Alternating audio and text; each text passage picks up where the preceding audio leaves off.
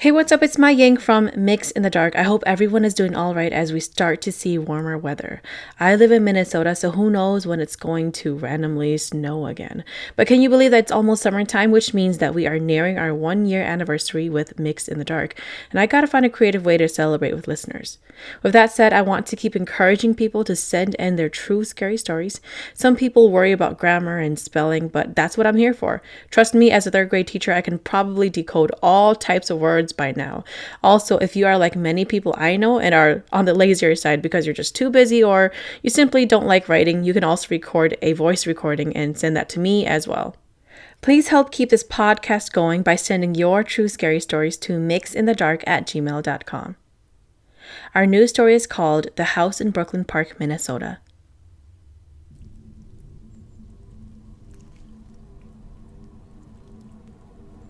We moved into our new home in Brooklyn Park, Minnesota, spring of 2002. I was about 19 years old at the time.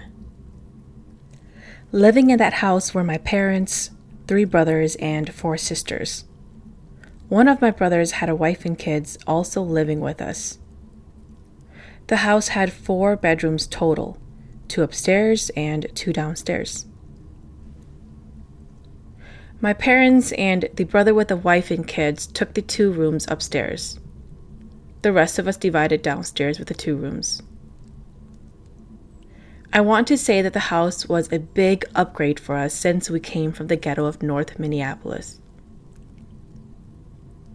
During the time, my father had diabetes, so my older brothers would come over and tell him to exercise around the house.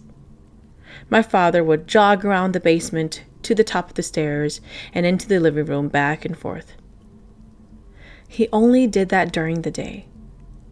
I remember when we heard the shuffle of his jogging footsteps going up and down the stairs, all of our siblings would laugh and say to each other, "There goes Dad jogging again." My brothers and I stayed up playing the Nintendo 64 until 3 or 4 in the morning, the first month of living at that house.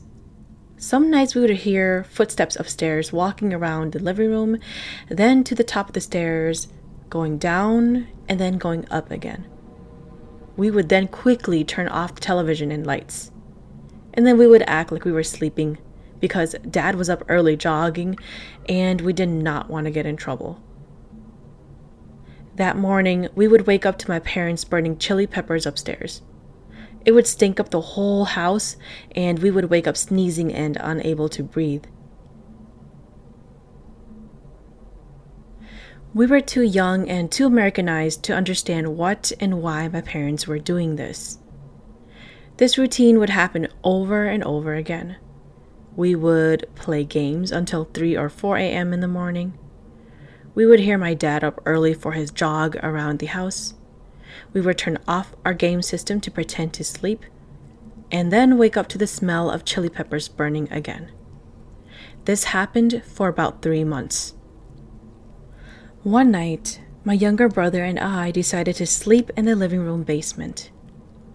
I don't quite remember the reason, but I do remember that night that we decided to stay up joking about our friends and cousins rather than playing video games. It was late around 3 or 4 a.m. in the morning. We heard those same footsteps again. And we began to joke, saying, "Oh shit, Dad's up jogging again. It's time to sleep." The next morning, my younger sister woke up crying and told my parents that she kept seeing a lady with no clothes on in her room making faces at her. My parents said that it was just a dream and they did a spiritual incense burning along with some traditional magic. My parents tied the doorknobs with red strings and packets of smelly things. I'm not sure what they are. Then they had us boys switch rooms with the girls.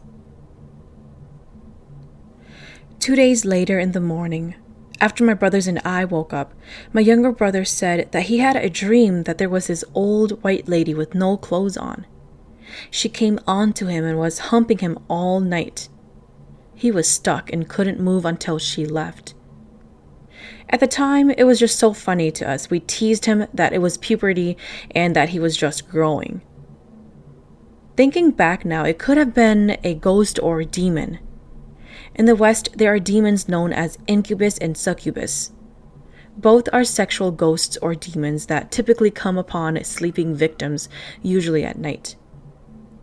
The incubus is a male entity that attacks women, and the succubus is a female entity that attacks men. Days went by and we kept hearing the footsteps at night and kept thinking it was my dad jogging again.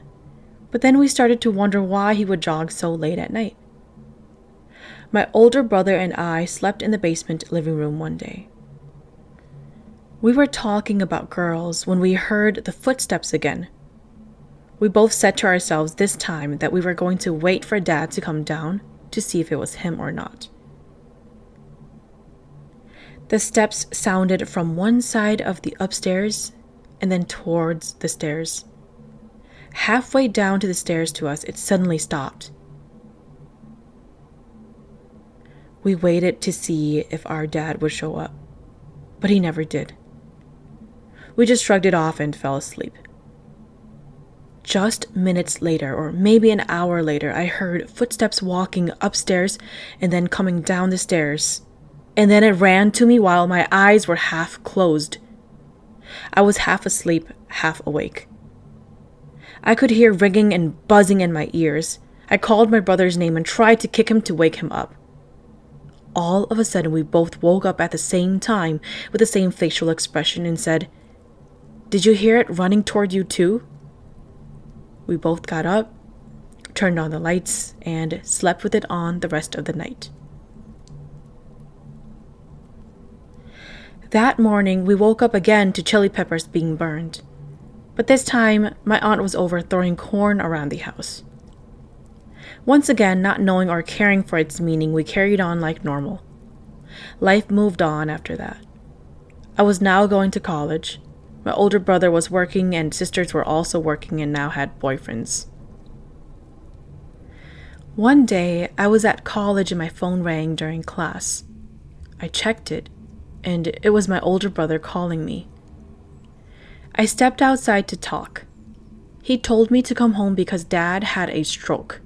I rushed home and we all went to the hospital. My dad was paralyzed on his left side and couldn't talk anymore. After a few weeks, he finally came home, but he didn't want to stay in the house. He kept getting mad and making groans and pushing things, so my older brother came and took him to stay at his house. That was when my siblings and I, who were still living in the house, began to share our stories about that house with each other. Everyone's experience was so similar. We finally asked our mom why Dad was always jogging at night. We were shocked when she answered us that he never jogged at night. We asked her why they always burned chili peppers on many mornings, and she said not to worry about it and that it was just for cooking.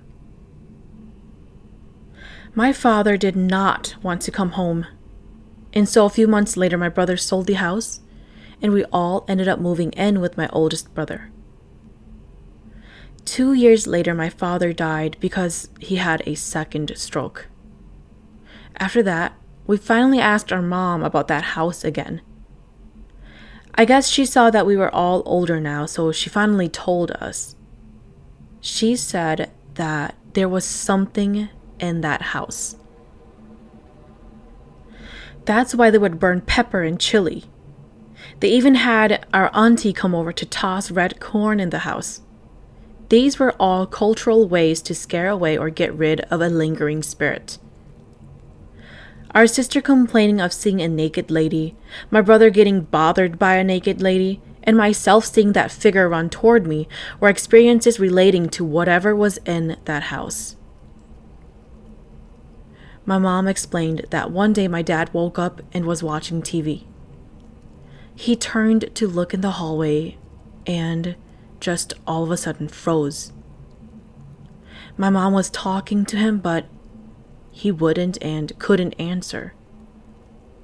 My mom saw that his face was squeezing and pushing, so she went up close and noticed that he wasn't responding, but he just kept staring in the hallway. That was when she screamed for my sister downstairs to come and call 911. My father was always the one doing all the spiritual stuff and burning the peppers and telling that thing to go away. I think that maybe one day it finally appeared and he had the stroke from stress and fear. I'm 40 years old now. I believe that when a person dies and is still around, that spirit or image of that person is naked, because there is no way clothes can become or be part of a spirit or ghost. This is a story of my experience that I will always have in me and my family. The house is located by Bill's Superette gas station in Brooklyn Park. Maybe it was just childish thoughts growing up. Maybe it's all just nonsense and a blood clot was what caused my father's stroke. Maybe there was a gas leak that caused us to hear and dream about things. I will never know.